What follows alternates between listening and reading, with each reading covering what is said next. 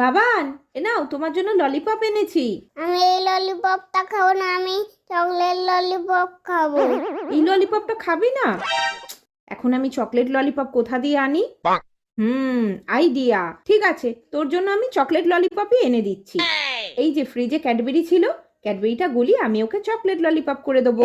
এই যে ক্যাডবেরিটা গলিয়ে নিয়েছি, এবার ললিপপটা ছিঁড়ে চকলেটের মধ্যে ডুবিয়ে নিলাম। এবার আধ ঘন্টার জন্য ফ্রিজে রেখে দিলেই জমে যাবে। আধ ঘন্টা হয়ে গেছে, এবার আমি আমার ললিপপটা দেখি। ওয়াও, কি সুন্দর হয়েছে দেখো গাইস। চলো এটা আমি এবার বাবানকে দিই। বাবান, এ নাও তোমার জন্য চকলেট ললিপপ এনেছি। দাও, কি মজা!